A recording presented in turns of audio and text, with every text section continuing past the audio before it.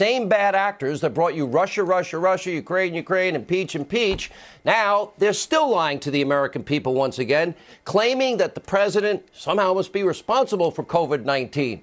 Especially true of the New York Times, which has so much blind psychotic rage they don't even fully comprehend. Forgive them, I guess. They know not what they do at this point in themselves.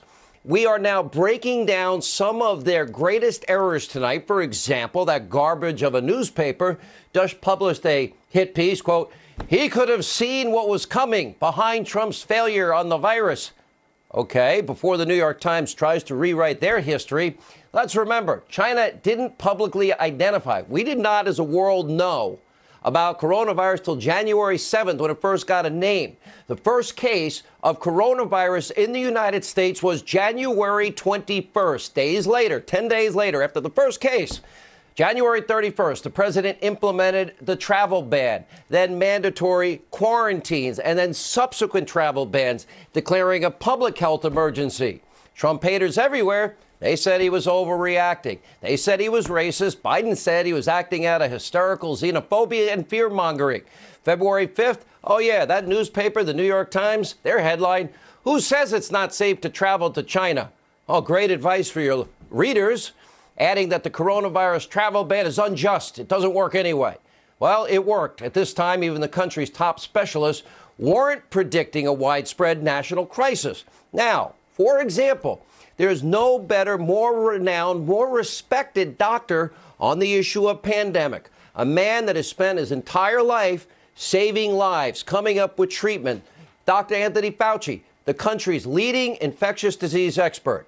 He has dedicated his life to fighting infectious diseases and saving lives. He has served under 6 U.S. presidents. This is his life's calling and his life work. Perhaps no one in the world knows more about infectious diseases than Dr. Fauci. What I'm about to show you, this is not an attack on Dr. Fauci. Number one, China lied to the world. Number two, this is about context. Start on January 20th. At the time, Dr. Fauci, he wasn't sure the disease would spread from person to person. By the way, nobody knew. January 21st, Fauci said COVID-19 was not a major threat to the people of the U.S. The 2030 said that there's no chance in the world that the U.S. could shut down a major city like New York or San Francisco. The 26th, he reemphasized coronavirus isn't something Americans need to worry about. January 31st, the day the president enacted the travel ban, well, he said we still have a low risk to the American people. February 17th, he called the risk minuscule. As late as March 9th, Dr. Fauci said, healthy Americans, generally healthy, you can go on a cruise ship if you're healthy.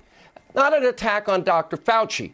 He was making determinations based on facts as they were unfolding in real time, doing his best, as everyone else was.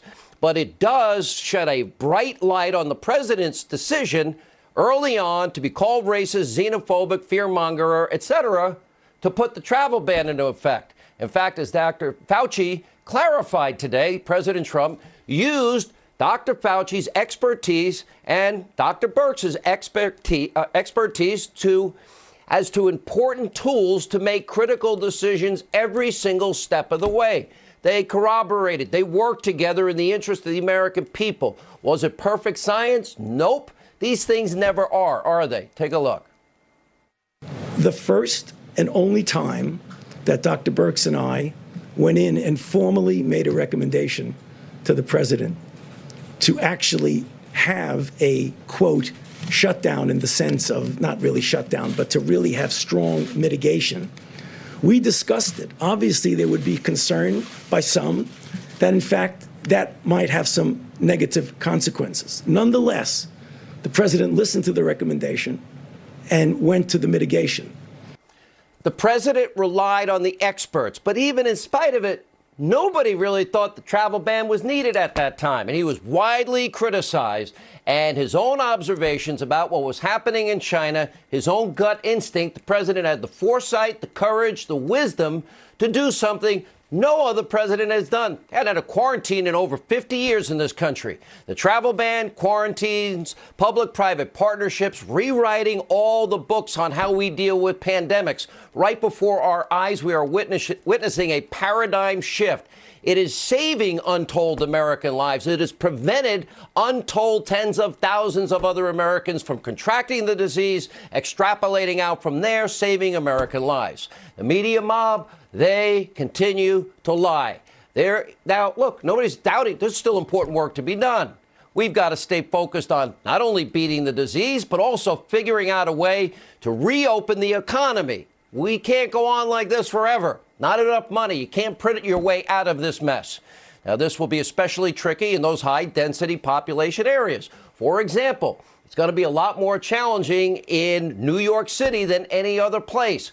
My position, okay, if half the workforce, if you have, for example, essential, non-essential personnel, many Americans, it will be a new normal now for people to work from home in numbers never before seen. People going into work, they might have their temperature taken. They might even have to get a COVID-19 test. Social distancing will be a part of less crowded office space. All of that, gloves, masks, for the time being, there is a disruption in everybody's life. Now, keep in mind, our economy, it never fully closed. Truckers were working, farmers were working, grocers were working, manufacturers of medical equipment and ventilators, they were all working harder to keep the country safe, to take care of our first responders in hospitals all across the country. Their safety, their well-being, so critically important, but so too are our inalienable rights. As we go towards reopening business in the country, we can't deny civil liberties, constitutional rights. People have a right to medical privacy. You can't be tracking Americans as they travel. We can't have nationwide databases with America's personal health information on it. I don't trust any of them in Washington in the swamp.